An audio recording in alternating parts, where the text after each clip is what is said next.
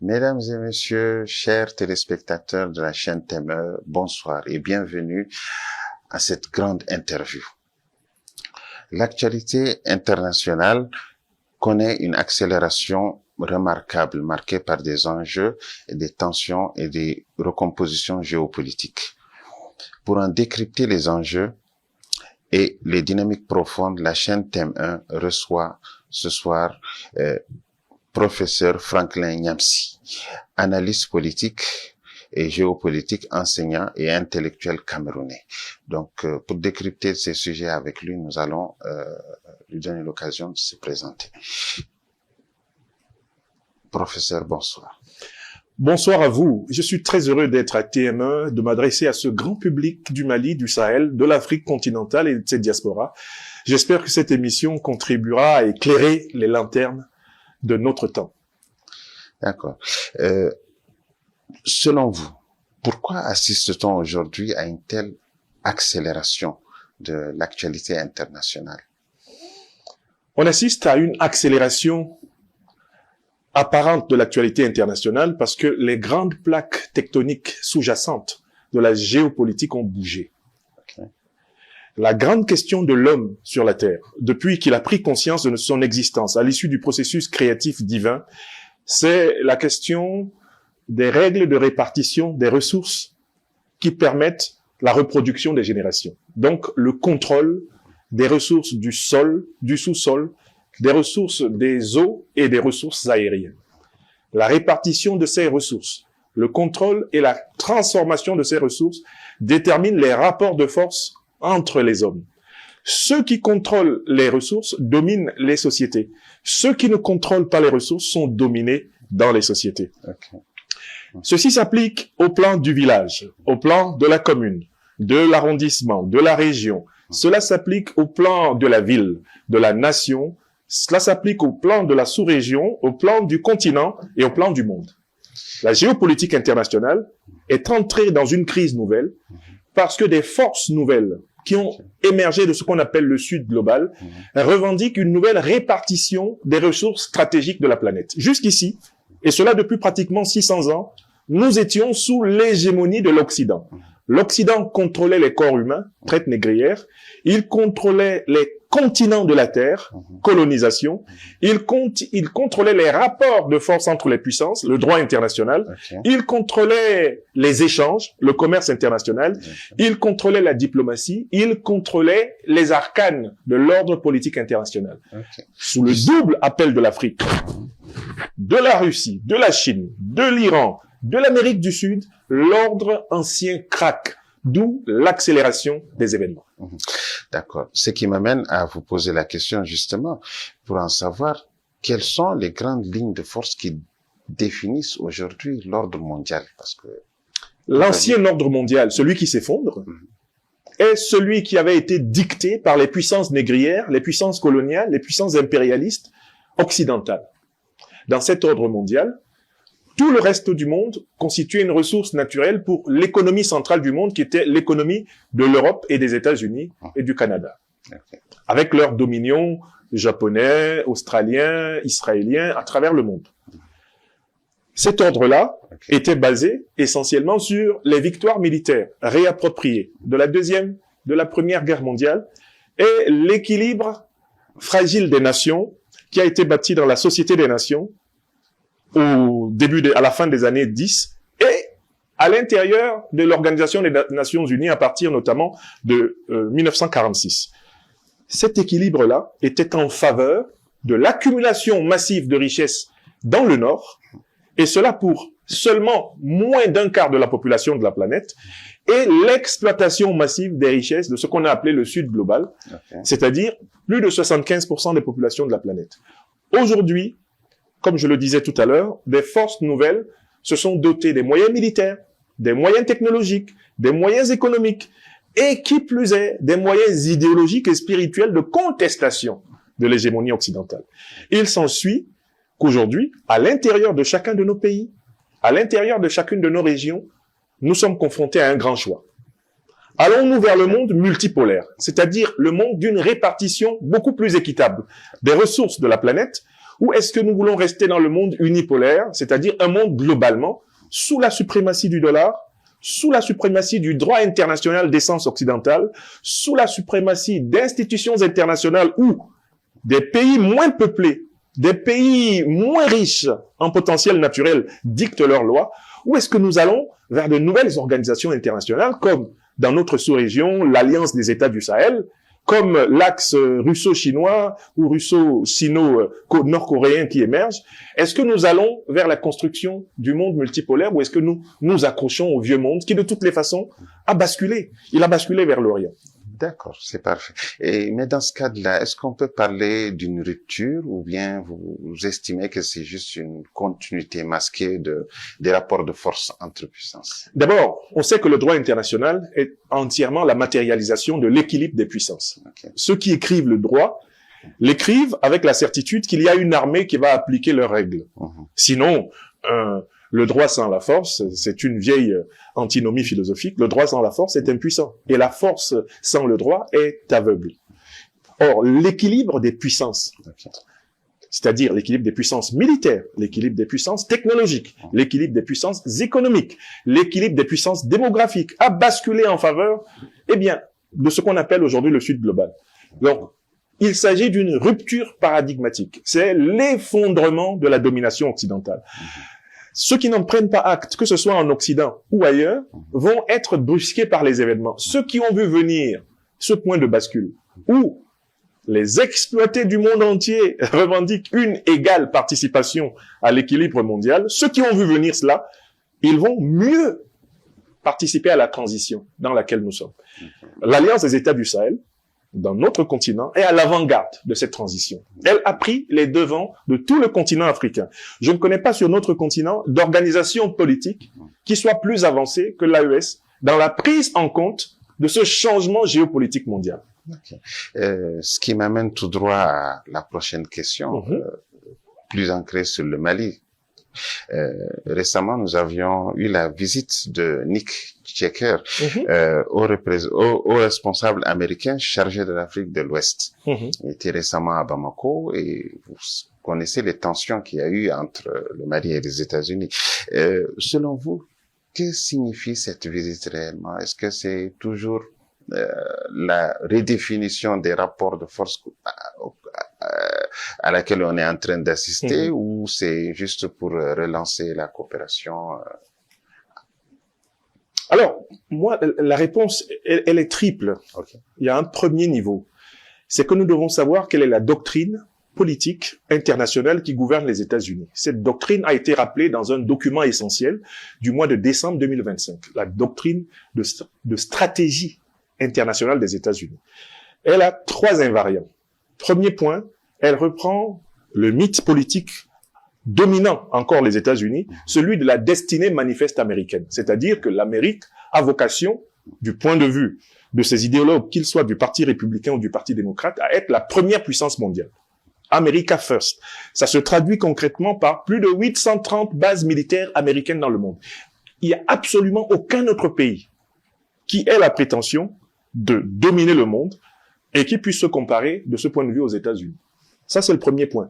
Le diplomate qui est venu là, il est porteur de cette idéologie de la destinée manifeste, de la suprématie, de l'hégémonie américaine. C'est ce qui explique d'ailleurs le comportement extrêmement condescendant du président américain envers les Européens, ses alliés, et encore plus envers les dirigeants du Sud global. Nous avons quand même assisté à un phénomène spectaculaire, cher monsieur.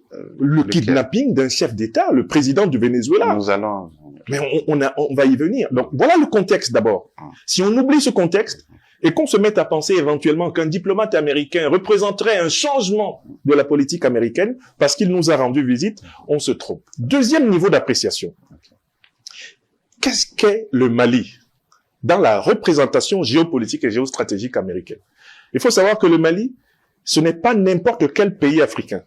C'est le pays qui avait été à l'origine choisi par les États-Unis pour accueillir l'Africom, le commandement militaire impérial américain pour le continent africain. C'était sous le président Amadou Toumani Touré, général d'armée, paix à son âme. Le président Amadou Toumani Touré, parmi les actes de bravoure qui seront à jamais reconnus, à son actif, refusa au nom du peuple malien d'être le lieu où se réinstallerait la force de recolonisation, en réalité, militaire, économique et politique du continent africain. Voilà comment l'Africom s'est retrouvé à Stuttgart. Okay. Donc, le Mali représente un obstacle spirituel, symbolique, un obstacle politique, un obstacle moral et civilisationnel important aux visées expansionnistes et hégémoniques américaines sur notre continent. Si on l'oublie, on ne comprend pas ce qu'il y a dans la tête du diplomate. Okay. Maintenant, troisième niveau. On va entrer dans ce qu'on peut appeler la tactique. Okay. Le diplomate que j'ai vu est venu dans le cadre d'une tactique que j'appellerais main de fer dans un gant de velours. Okay. Et qui veut dire? Ce qui veut dire que les États-Unis d'Amérique ont pris acte du fait que les Africains ne veulent plus d'occupation militaire occidentale de leur sol. Et c'est le Mali qui est le pays qui a lancé de manière spectaculaire le mouvement du démantèlement des troupes impérialistes occidentales du sol africain. C'est grâce au Mali que le Burkina Faso, par la suite, s'est aussi levé. C'est grâce au Mali et au Burkina Faso que le Niger s'est levé, que le Tchad s'est levé, et que l'Afrique entière demande aux Américains, aux Européens, de sortir leurs militaires de notre sol. Ça, c'est une aspiration qui est massive. Si vous menez un référendum, si vous menez un sondage, quel que soit le pays africain concerné, le départ des troupes occidentales du sol africain est une exigence non négociable de l'opinion. Okay. Mais c'est grâce au Mali. Alors donc, du coup, si on conteste cette aspiration fondamentale de notre peuple, on va se retrouver avec une mobilisation continentale immense. Le choix a été donc de souffler le chaud contre certains et de souffler le froid contre d'autres, dans l'espoir d'avancées masquées. Dans le cas de la diplomatie américaine, elle bombarde le Nigeria, mais elle dit au pays de l'AES, nous aimerions entrer avec vous dans une coopération pacifique. Comment peut-on croire en une coopération pacifique de la part d'une puissance qui utilise ses bombes, soi-disant pour défendre des chrétiens, mais en réalité pour contrôler le pétrole, d'une puissance qui est en train d'installer un dispositif massif? Là, par exemple, elle est de retour sur le sol au Nigeria. Elle est présente sur le sol au Ghana. Elle est présente en Côte d'Ivoire. Elle est en train d'encercler l'Alliance des États du Sahel. Comment peut-on croire en sa sincérité si ce n'est une sincérité affectée, le temps pour elle de développer le dispositif otanien de prise en tentacule de l'Alliance des États du Sahel? En tant que géopoliticien et géostratège, je n'ai aucune, mais je vous dis aucune espèce de confiance dans la démarche apparemment positive de la diplomatie américaine envers l'AES. Cette démarche est une tactique. Le temps de se préparer à porter à l'alliance qui porte l'espérance des Africains l'estocade finale. Okay. La preuve, les principales organisations terroristes que nous avons sur le continent sont nées des renseignements généraux occidentaux en général, américains et moyen-orientaux en particulier. L'actuel président américain, Donald Trump, en 2016, a affirmé, je cite, l'État islamique a été créé par l'administration Obama-Clinton. Comment peut-on prétendre nous aider à combattre les terroristes? Mais dans ce cas, est-ce que ce n'était pas des visées politiques?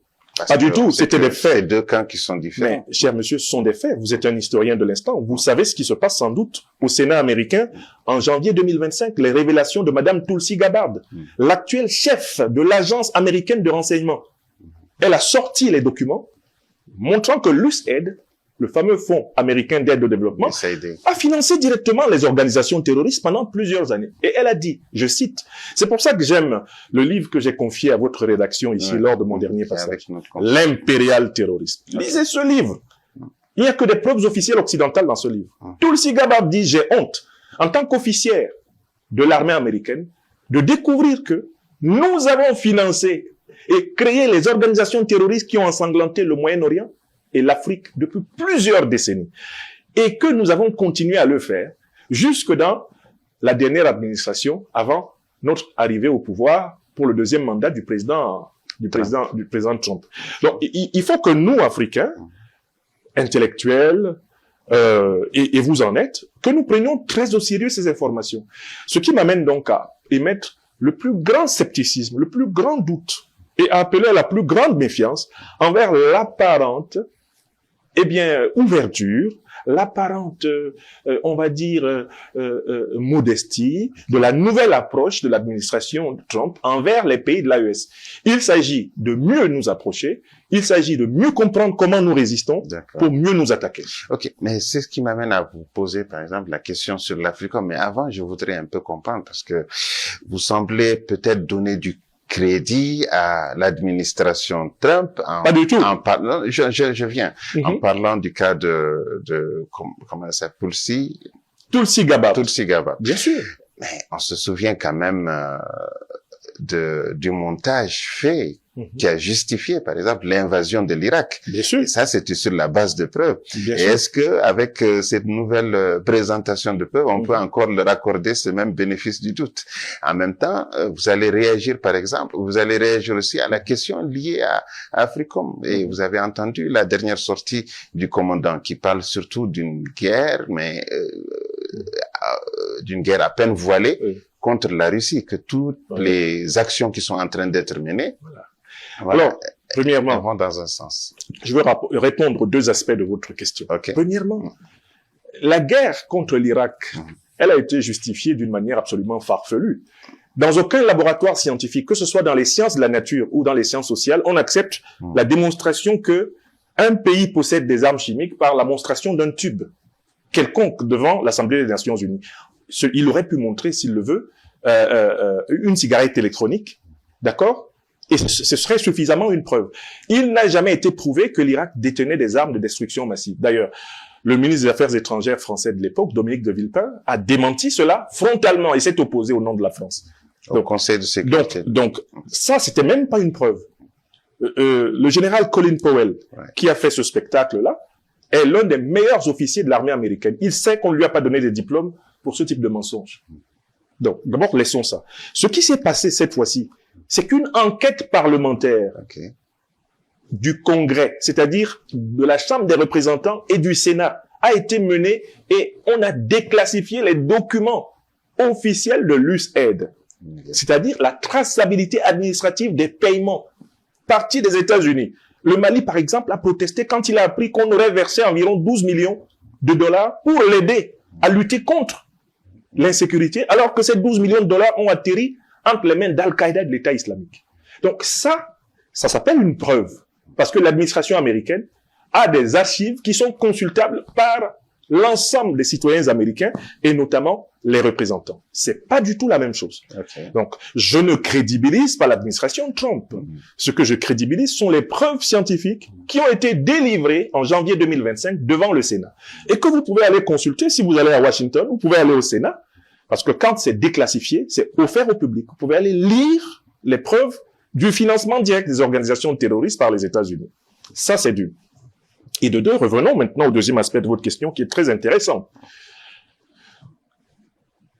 Ce diplomate qui est venu ici pour présenter en quelque sorte la diplomatie soft de Donald Trump envers l'AES, il n'a pas manqué de laisser traîner l'idée selon laquelle une bonne coopération géopolitique, géostratégique entre l'Amérique et les pays de l'AES passe par la rupture avec l'Africa Corps, c'est-à-dire la rupture avec les forces alliées de la Fédération de Russie. Ça, c'est la violation du deuxième principe de la trilogie malienne, énoncé par le président Assimi Goïta, qui dit « Nous gouvernons désormais le Mali sur la base du principe de souveraineté, de liberté, de choix stratégique de nos partenaires et de défense de nos intérêts vitaux. » Donc, vous avez bien là la preuve que ce diplomate, à l'allure avenante, à l'allure bienveillante, n'était venu ni plus ni moins qu'affirmer la volonté hégémonique américaine, ce qui nous renvoie à la doctrine que je vous ai exposée au départ, comme étant la doctrine axiale de la diplomatie internationale des États-Unis, la doctrine de la suprématie, la doctrine de l'hégémonie absolue sur le monde, ou encore appelée Manifest Destiny Doctrine. Mais professeur, vous affirmez par exemple que l'Africa Corps est allié à la Fédération de Russie. Il n'est pas allié à la Fédération de Russie, il s'agit d'un détachement officiel de l'armée russe. Mais nos États ne reconnaissent pas AFRICORPS. Nos États disent que c'est la Russie directement avec qui nous traitons. Vous pouvez appeler ça comme vous voulez. L'Africa Corps, c'est-à-dire la manière dont la Russie appelle ses forces détachées en Afrique, est aujourd'hui non pas dans la situation de ce qu'on appelait avant Wagner. Wagner, c'était une société paramilitaire. L'Africa Corps est directement, moi je vous donne l'information scientifique, est directement, mais officiellement reconnu et contrôlé par le département de la Défense, le ministère de la Défense russe. Il n'y a plus de débat là-dessus. Il n'y a pas de société militaire privée ici, au Mali, dans l'AES. En tout cas, de société militaire privée russe. Wagner était une société militaire privée, l'Africa Corps ne l'est pas. Ah, ok. Donc, ils sont déployés. Mais bien sûr. Pour moi, là, je recoupe là l'information officielle de la Fédération de Russie. Hein. D'accord. L'Africa Corps est gérée directement par le ministère de la Défense. C'est pas une entité indépendante. D'accord. Donc, on l'appelle comme on veut, mais c'est la Fédération de Russie. C'est la Fédération de Russie. Ok. C'est une coopération officielle. D'accord. Ok. Mais l'Occident, quant à lui, entretient plus de 300 sociétés militaires privées qu'il ne veut pas reconnaître. Les États-Unis en ont une centaine. La France en a une trentaine. On a plus de 300 sociétés militaires privées occidentales ici, dont on ne parle pas. Et qui pourtant, depuis plus de 300 ans, ont commis les pires exactions sur le continent. Moi, je refuse ce dos à dos qu'on fait entre une coopération anti-impérialiste, anti-colonialiste d'une part, c'est la coopération militaire, eh bien, entre l'Afrique et la Russie, et une coopération mais néocoloniale et impérialiste, d'autre part, celle qui nous a été imposée par la guerre. Les Russes n'ont pas commencé par nous vaincre à la guerre avant de nous imposer leurs conseillers militaires. Ils ont été appelés comme alliés. Alors que les Français, les Anglais, les Américains nous ont cassé les chines. Ils nous ont imposé des valets et ils nous ont fait signer des accords de coopération et de défense qu'ils ont appelés, eh bien, des accords bilatéraux. Il n'y a pas de bilatéralité là où il y a d'abord eu vassalité. Est-ce que dans ce cas, certains ne vont pas, par exemple, se poser la question, rapprochement avec la Russie, hostilité ou séparation avec les Occidentaux, est-ce que ça ne renvoie pas au même, appeler le chat par son nom? Non, ça n'envoie pas au même, parce que la Fédération de Russie n'a pas une histoire négrière, une histoire coloniale, une histoire néocoloniale ou impérialiste avec nous. C'est un fait scientifique. Je vous mets au défi de m'étudier l'esclavage des Noirs en Russie. Je vous mets au défi de m'étudier la colonisation de l'Afrique par la Russie. Trouvez-moi un pays russophone africain, par exemple. Les langues que nous parlons, le français que nous parlons, nos parents l'ont reçu par le fouet d'abord. Ils l'ont pas reçu, comme vous et moi, à l'école publique ou à l'école privée. Donc, attention, nous avons la responsabilité de nous faire respecter devant tous les peuples du monde. L'Afrique n'est pas à recoloniser, ni par la Russie, ni par les États-Unis, ni par la France, ni par personne. Mais les Africains sont libres de choisir les alliances qui les libèrent et de combattre les alliances qui les aliènent. Jusqu'ici, l'expérience de la coopération russo-africaine est celle de la lutte anticoloniale, de la lutte anti-impérialiste et de la lutte antiterroriste. Je vous rappelle que les deux organisations terroristes qui ensanglantent notre continent, cher monsieur, sont des émanations des services occidentaux. On ne peut pas combattre le terrorisme en s'appuyant sur ses parrains. Parfait. Je pense que c'est bien dit, c'est clairement dit. Ils apprécieront. Ce qui m'amène à une autre question, encore plus proche de nous. Certainement, vous avez suivi cette actualité avec la Cour de justice de l'UEMOA. Voilà, qui a surtout, en fait, qui a surtout condamné la conférence des chefs d'État de l'UEMOA. Exact. Ça, voilà, qui a surtout condamné la conférence des chefs d'État en disant que les sanctions imposées au Mali ne s'appuyaient sur aucune base juridique. Selon vous, que voulait réellement montrer l'UEMOA, surtout 3 ans ou 4 ans après que cette décision soit déjà prise? Il y a 3 niveaux d'appréciation de cette affaire. Vous avez raison de soulever le problème. Le premier niveau d'appréciation, c'est qui a instruit la conférence des chefs d'État de l'UEMOA et même la CEDEAO de punir le Mali à partir du 9 janvier 2022. La réponse est très claire. Les instructions ont été ouvertement données par le chef d'État français, le président Macron, au mois de décembre 2021. Ensuite, n'oubliez pas, il y a 17 pays occidentaux qui ont signé une déclaration commune pour menacer de coups et blessures le Mali et les pays du Sahel s'ils s'engageaient à coopérer, on en parlait tout à l'heure, avec la Fédération de Russie. La déclaration existe. Donc, les instructions qu'ont appliquées les chefs d'État de la conférence, eh bien, des présidents des chefs d'État de l'UEMOA ou de la CEDEAO sont venus du néocolonialisme français et plus amplement de l'impérialisme occidental. Ça, c'est un. Premier niveau. Deuxième niveau, quel compte voulait-on régler? Je rappelle que le Mali, c'est le pays qui a refusé l'installation de l'Africom. Okay. Donc, les impérialistes lui ont gardé une rancune tenace. Il est question de démanteler cette montée souverainiste du Mali, parce que cette montée souverainiste inspire toute l'Afrique. Ça, c'est extrêmement important. Deuxième niveau toujours d'appréciation, il faut voir que les chefs d'État de la conférence des présidents de l'UEMOA, qui ont acté ces sanctions illégales, illégitimes et inhumaines, sont tous des chefs d'État qui sont soumis au néocolonialisme français et qui doivent leur carrière politique, pour certains même comme Alassane Ouattara, le président ivoirien, leur carrière professionnelle essentiellement, eh bien, à la puissance néocolonialiste française. Donc, ils ont le doigt sur la couture, exécuter les ordres de leur patron. C'était pas une décision inspirée par les intérêts africains, les intérêts vitaux africains, les aspirations africaines. Alors, ils l'ont fait pourquoi? Pour sauver leur propre fauteuil. Parce qu'ils savent qu'ils ont été placés au pouvoir par la guerre néocolonialiste. Alassane Dramane Ouattara le dit ouvertement, je ne dois rien à personne, si ce n'est en particulier à la France. Ça, il l'a dit de plusieurs manières, il sait. Il a quand même été élu. Si vous appelez élection un processus dans lequel on exclut toute l'opposition et on affronte des candidats fabriqués, alors le concept d'élection n'a plus de sens. Il ne sert plus à rien de faire des élections si c'est ce qu'on appelle élection qui a eu lieu en Côte d'Ivoire ou dans mon pays natal, le Cameroun d'ailleurs. Ça s'appelle pas élection. J'ai créé un concept pour cela. J'appelle ça des pour-élections. C'est-à-dire commission électorale confisquée par le parti au pouvoir, conseil constitutionnel à la solde du parti au pouvoir, médias d'État à la solde du parti au pouvoir, armée utilisée pour braquer l'opposition et soumettre, eh bien, toutes les volontés, et enfin, proclamation des résultats sous le contrôle du parti au pouvoir. C'est pas des élections. Il vaut mieux pas qu'on organise d'élections en Afrique si c'est ce qu'on a fait en Côte d'Ivoire en 2025 ou au Cameroun qu'on appelle élections. Soyons sérieux. Nous, Africains, prenons-nous au sérieux. Okay. Mais alors, donc, je reviens à la troisième raison. Parce que j'ai pas fini ma réponse là. Okay. Maintenant, il y a un troisième niveau d'appréciation. Pourquoi c'est maintenant que la conférence des chefs d'État de l'UEMOA sort le verdict? La Cour de justice. La Cour de justice. Pardon. Pourquoi c'est maintenant? Mais c'est le médecin après la mort. Voilà des gens qui voulaient que le Mali meure. Voilà des gens qui voulaient que les pays de l'AES s'effondrent. Ils font de nécessité vertu. C'est parce qu'ils ont échoué à détruire le Mali. Souvenez-vous de la fameuse conversation entre M. Boubou Cissé et M. Ouattara, qui a été bruitée dans tous les médias. L'objectif, c'était d'effondrer le Mali. Ils ont échoué. Donc, parce qu'ils ont décidé de procéder autrement, ils rétropédalent avec ce type de décision de justice. Je vous rappelle que la décision que j'ai lue n'est pas assortie des modalités de réparation du préjudice qui a été subi. Des milliers, des dizaines de milliers de personnes sont mortes au Mali.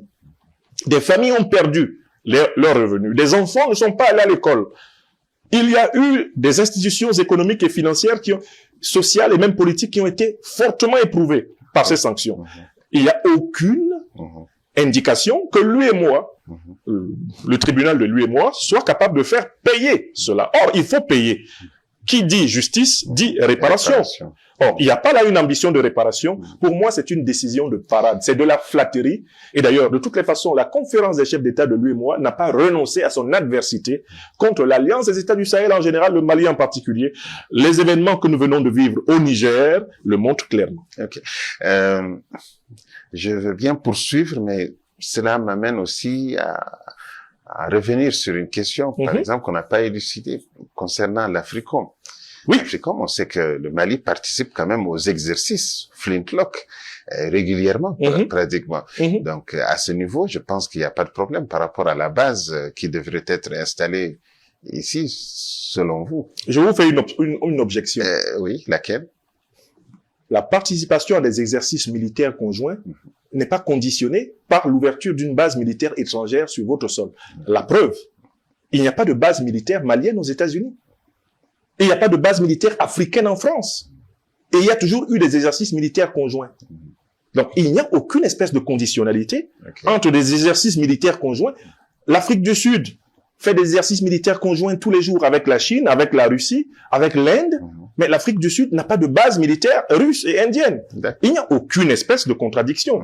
Alors, chez nous, ici en Afrique, nous avons une obligation. C'est nous faire respecter ou alors accepter de nous soumettre et disparaître.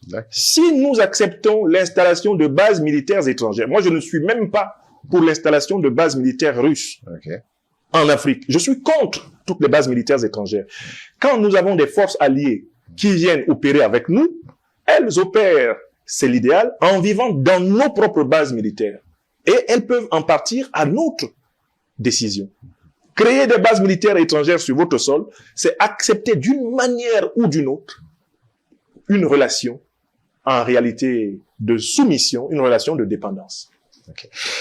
Ok, parfait. On va poursuivre avec toujours l'UEMOA. On va revenir. Ah tiens. Ouais, parce que on n'en a pas fini. Je voulais juste qu'on clarifie un peu cette situation, parce que c'est quand même bizarre, parce que c'est le médecin après la mort. Voilà, non. En fait, je parle de Flintock. Je parle de Flintock et non, il y a d'autres, il y a d'autres exercices militaires. Voilà, exactement. Bon, par exemple, sur le cas de l'UEMOA, mais est-ce que ça va pas fragiliser un peu plus cette institution? Et puis d'autres cas, est-ce que ce n'est pas un précédent grave qui vient d'être créé entre États et organisations internationales, et l'avenir même de l'UEMOA, surtout avec le lancement de l'ECO dont on donne une date, je pense en 2027. Est-ce que l'UEMOA ne va pas tout simplement appeler à faire autre chose ou bien à disparaître totalement? Oui, moi je pense que l'UEMOA connaîtra le même destin que la CEDEAO. Elle est condamnée un jour à être quittée par des États qui veulent être vraiment souverains. La monnaie de l'UEMOA, c'est le CFA. Tout à fait. Or, le CFA n'est pas une monnaie africaine. C'est une monnaie de la Banque de France, qui a été créée en 1945 par le général de Gaulle et le ministre de Soustelle. Nous avons l'arrêté de création du franc CFA. Le principe même de l'UEMOA est un principe anti-africain. C'est une organisation qui administre une monnaie contrôlée par une autre puissance. Par définition, elle doit être abolie comme telle. Et le processus qui a amené le Mali, le Burkina Faso et le Niger à sortir de la CEDEAO est exactement le processus qui les amènera tôt ou tard à rompre avec l'UEMOA ou alors à redéfinir, parce qu'il sera toujours possible d'envisager un partenariat entre pays ayant des monnaies différentes. Pourquoi pas? Enfin, je parle un peu de l'ECO. L'ECO, c'est un cheval de Troie du néocolonialisme français contre le processus de souveraineté monétaire des Africains. Remarquez qu'on parle souvent de l'ECO quand on parle du projet de nouvelle monnaie, eh bien de l'AES. Dès que ce projet est d'une manière ou d'une autre remis en lumière, eh bien on active le discours sur la création de la monnaie ECO.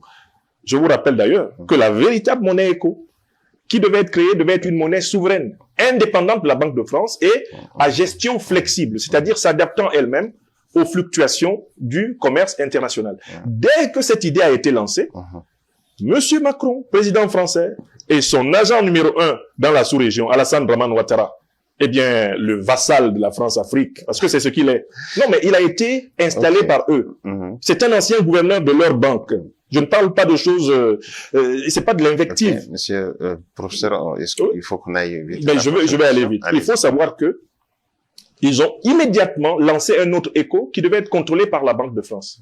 C'est ce qui a saboté le vrai ECO. On n'en serait même pas là.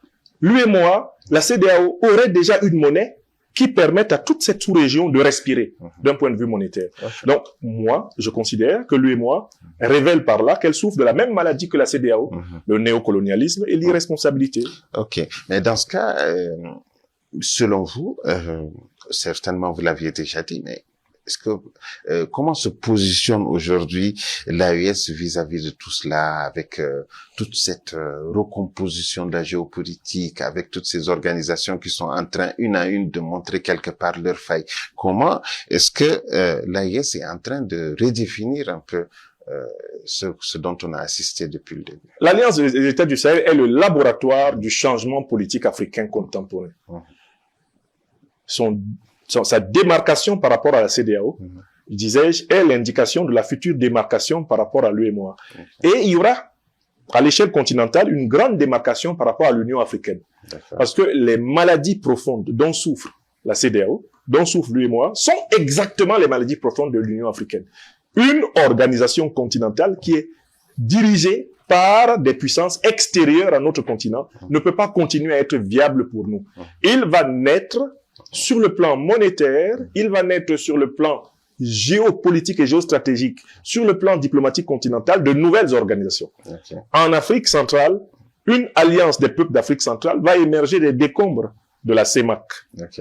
Et nous allons assister à une recomposition d'une organisation des peuples africains qui sera en posture de rivalité, je le dis comme ça par anticipation, avec l'actuelle Union africaine. Vous vous souviendrez de notre émission.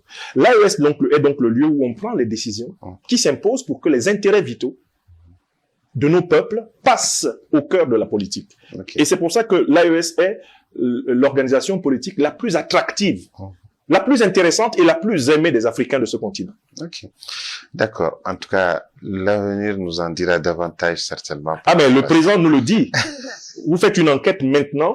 Ok. Eh bien, en Afrique, toutes les enquêtes sont favorables. Mhm. L'Alliance des États du Sahel est l'organisation politique la plus aimée des Africains. Ok. Je vous demande de consulter même les sondages occidentaux là-dessus. Nous, on va faire nos propres sondages pour aussi s'en assurer. Oui, faites-le.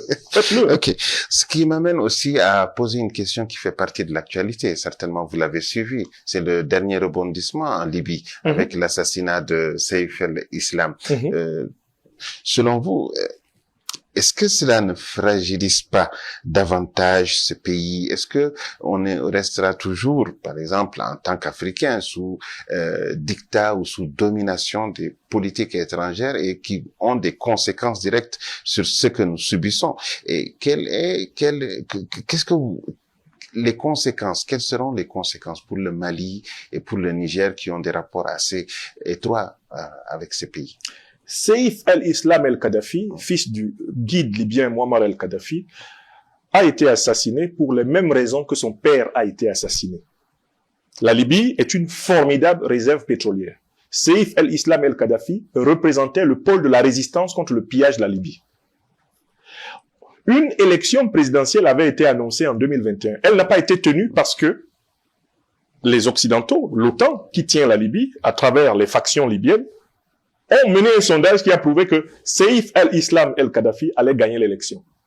S'il gagnait l'élection, le nationalisme libyen, le panafricanisme, le panarabisme libyen retournerait au pouvoir. Les déclarations de Saif el-Islam el-Kadhafi collaient parfaitement aux positions intangibles de son père. Ça, c'est la première raison. Okay. Du coup, il était la cible de 3 groupes. L'OTAN, qui le considérait comme un empêcheur de piller en Rome. Okay. Le deuxième groupe, ce sont ses rivaux, c'est-à-dire les groupes de milices, les factions qui coexploitent la Libye avec les grandes puissances occidentales et moyen-orientales, c'est-à-dire avec l'OTAN. Mais il y a un troisième groupe qui en voulait, particulièrement à Saif el-Islam el-Kadhafi, c'est la France-Afrique, notamment l'entourage de M. Sarkozy, qui considérait Saif el-Islam el-Kadhafi comme le dernier grand témoin de l'arnaque, de l'argent public libyen par Nicolas Paul Stéphane Sarkozy de Nagui Bokcha, qui lui a permis de financer sa campagne et dont, en voulant effacer les traces, il a choisi d'assassiner Muammar el-Kadhafi. Voilà les 3 groupes. Enfin, j'ai appris en dernière date que Saif el-Islam el-Kadhafi était détenteur d'informations importantes sur l'argent de Epstein. Et que le fameux Epstein, dont le scandale pervers défraie actuellement la politique occidentale, est quelqu'un qui a financé la campagne occidentale, la campagne guerrière d'Al-Qaïda et de l'État islamique, et en Libye. 50 millions de dollars d'Epstein ont été de notoriété payés aux groupes terroristes qui ont attaqué la Libye. Et Saif el-Islam el-Kadhafi détenait des documents qu'il a apparemment eu le temps de donner à la presse avant d'être tué. Donc l'assassinat de Saif el-Islam el-Kadhafi confirme que l'obsession occidentale de s'approprier l'Afrique par la force, par la puissance, n'est pas une illusion. Enfin, il faut ajouter que le renseignement spécial russe a révélé, il y a à peine 3 jours, que l'intention du néocolonialisme français face à la résistance des souverainistes panafricanistes du Sahel, c'est la décapitation de tous ces régimes par l'élimination des dirigeants. Il est certain que Saif el-Islam el-Kadhafi fasse partie de la cohorte des martyrs de l'impérialisme et du néocolonialisme. Ok, restons toujours sur l'international. Et vous l'avez marqué, l'enlèvement de Nicolas Maduro et son épouse. selon vous, est-ce que le Venezuela demeure un point de tension majeur et pourquoi on n'a pas entendu, par exemple, les autres soutiens assez fermes du Venezuela, tels que la Chine, la Russie, et est-ce que le pays sortira vraiment de cette impasse dans laquelle il est plongé depuis quelque temps? La crise américano-vénézuélienne est un véritable tableau de classe géopolitique et géostratégique internationale. Pourquoi? Le motif allégué pour lequel Donald Trump a kidnappé au mépris du droit américain, je rappelle que l'acte de guerre qu'il a posé n'a pas été autorisé par le Parlement américain. Il a violé la loi américaine et il a violé le droit international. On n'a pas le droit d'arrêter un chef d'État d'un pays souverain comme il l'a fait. Le motif qu'il a avancé, c'était que Nicolás Maduro était à la tête d'un cartel de narcotrafic nuisant à la santé et à la sécurité des États-Unis. Mais à peine Nicolás Maduro kidnappé et amené aux États-Unis, ce sont les juges même du tribunal de New York qui ont barré le motif, en prétendant que ce motif n'était pas documentable. Nicolás Maduro n'a jamais été à la tête d'un cartel et il n'a jamais prospéré dans le commerce de la drogue. Les juges ont écarté cela d'emblée. Ça, c'est le premier point. Nous avons donc affaire à un acte ignominieux du point de vue moral, parce qu'il n'a aucun fondement factuel, aucun fondement juridique, ni en droit interne américain, ni en droit international, encore moins en droit vénézuélien. Mais il y a un deuxième point dans cette affaire.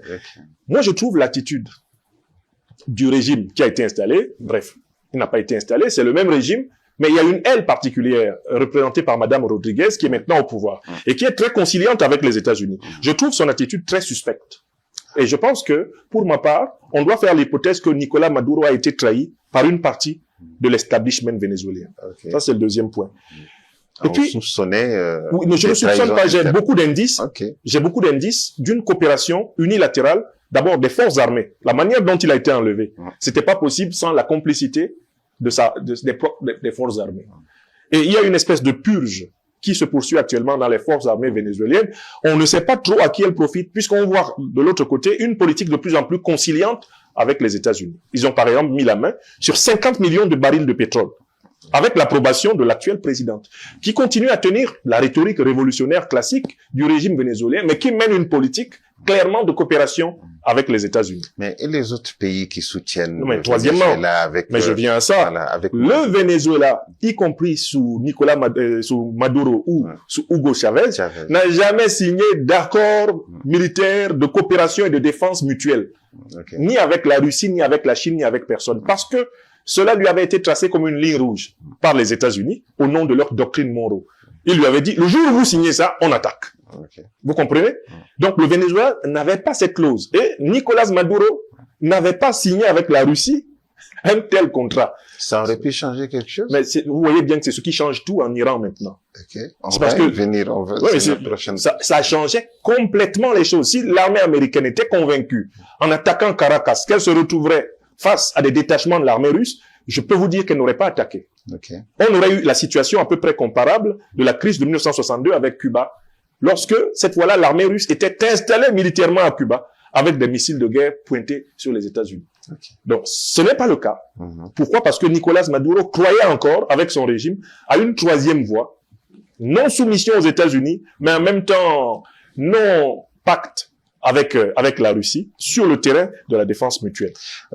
Vous l'aviez évoqué tantôt, c'est notre prochaine question, l'Iran. Et on voit la montée de l'escalade, en même temps aussi on assiste à une sorte de yo-yo qu'on est en train de jouer.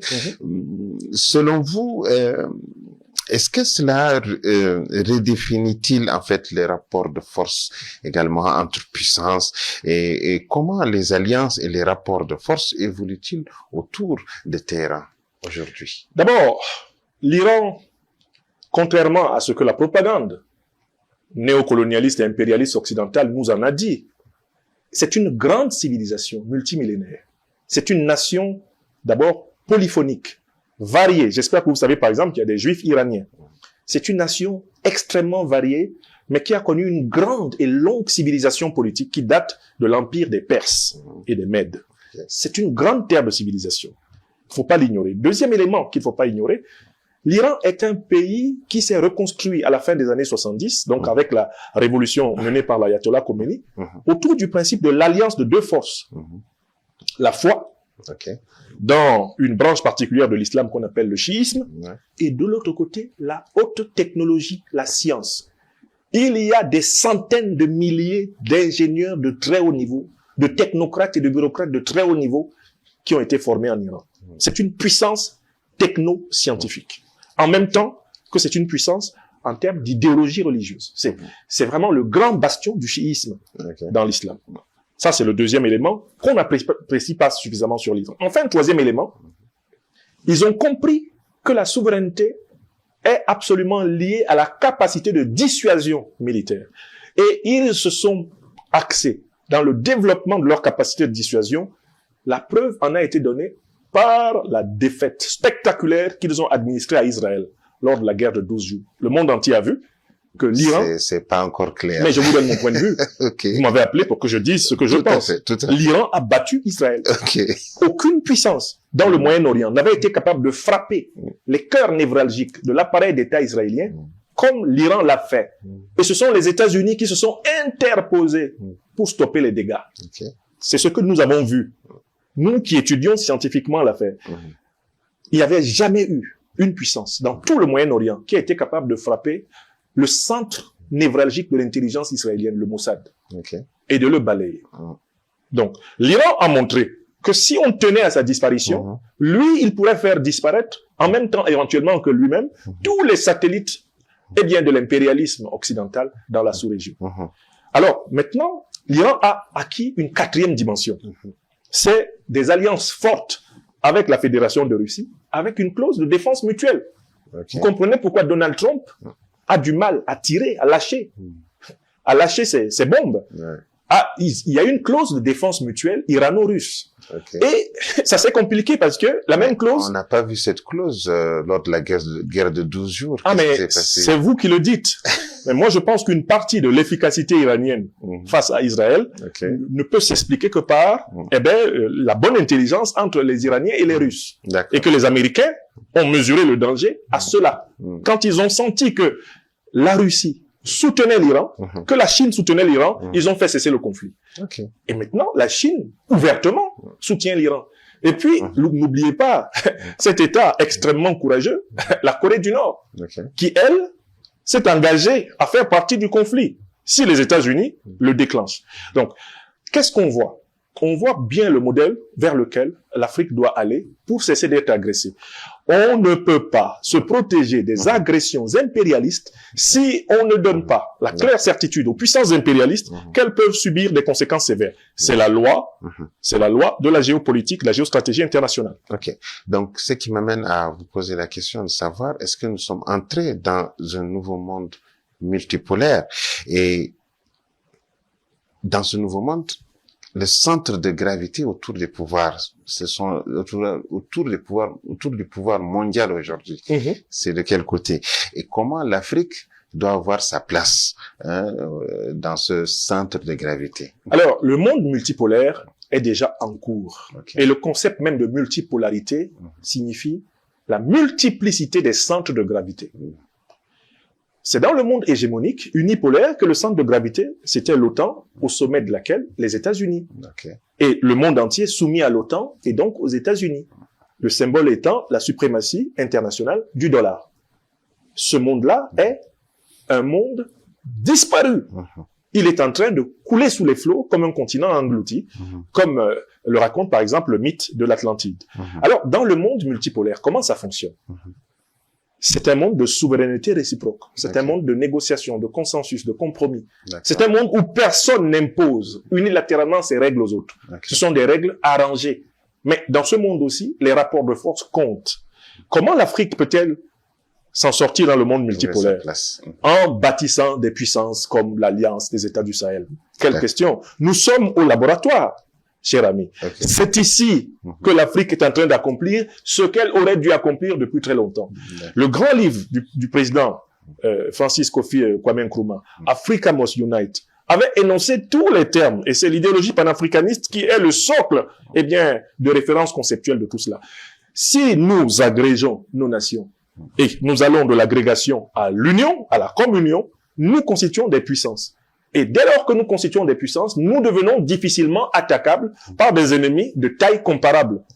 Et si par contre nous compensons nos limites par des alliances avec des puissances capables de contraindre nos ennemis, ce qui est le cas de l'Alliance des États du Sahel avec la Fédération de Russie, avec la République populaire de Chine, nous pouvons à ce moment-là arriver à un équilibre où nos décisions souveraines seront mises en œuvre. Il n'y a pas d'autre secret. C'est le travail, c'est la puissance qui, déclenche le respect des nations. Ok. Donc, la dernière séquence de la question. Pour clore, parce que nous sommes déjà à la fin. Terme. Voilà. Ah, mais j'ai pas vu passer le temps. Voilà. C'est passé très vite, hein. Quels sont, selon vous, les principaux risques géopolitiques à surveiller? Hein? Oui. Et dans ce cadre-là, les opportunités réelles de cette recomposition mondiale offrent à l'Afrique, ce sont lesquelles? Ok. Et vous enchaînez directement. Pour moi, les principaux risques auxquels nous devons nous préparer, c'est d'abord le risque de nous laisser continuellement bercer par la propagande de l'idéologie démocratique occidentale. La démocratie occidentale doit cesser d'être le référentiel de nos débats politiques. D'abord parce que l'Occident, avec ses 12 monarchies, ses crimes de guerre, ses crimes contre l'humanité, ses crimes économiques depuis 600 ans, n'a aucune leçon à donner au monde. Nous devons nous décoloniser intellectuellement. Nous sommes en danger tant que nous sommes intellectuellement colonisés quand nous pensons la politique. Nous devons penser à partir de nos propres modèles. Je dis souvent au Mali, soyons Kouroukan Fougancrates. Je dis souvent aux Africains, selon Mahatocrate. Le plus ancien concept politico-éthique que l'Afrique a élaboré, c'est Mahat, qui veut dire vérité, justice, solidarité. Bâtissons nos propres systèmes politiques, conformément à nos aspirations, et jugeons-nous par nos propres critères. Nous sommes là sur la première menace. La deuxième menace, c'est le danger de l'humanitarisme. Il ne faut pas que nous croyions qu'il y a au monde des gens qui nous aiment plus que nous-mêmes. Derrière l'humanitarisme se cache bien souvent l'impérialisme. Deuxième danger. Troisième danger qui nous menace, la conception du leadership politique. Nous sommes en danger si certains d'entre nous estiment qu'ils sont indispensables à leur peuple et ne se conçoivent pas simplement comme des serviteurs de l'émancipation, de la prospérité et de la dignité de leur population. Donc nous devons faire émerger un leadership de service. Enfin, il y a un quatrième grand danger qui nous menace, c'est le danger de l'anti-science, le danger de la haine de la pensée, la haine de la réflexion, la haine du livre. Beaucoup de nos jeunes générations et même de nos anciennes générations ne lisent plus. Nous devons reprendre le chemin de l'accomplissement intégral de l'homme et nous devons aimer notre continent, car c'est ce par quoi Dieu a voulu que nous soyons humains. Aimer notre continent. Voilà. Je pense que c'est sur ce mot qu'on peut mettre fin à l'émission. Merci beaucoup vraiment, professeur, de nous avoir fait l'honneur d'être là sur ce plateau. Et merci également à nos chers téléspectateurs de nous avoir suivis et nous leur demandons bien sûr de rester connectés au programme de la chaîne TM1, la chaîne qui vous unit. Merci à TM1. Merci.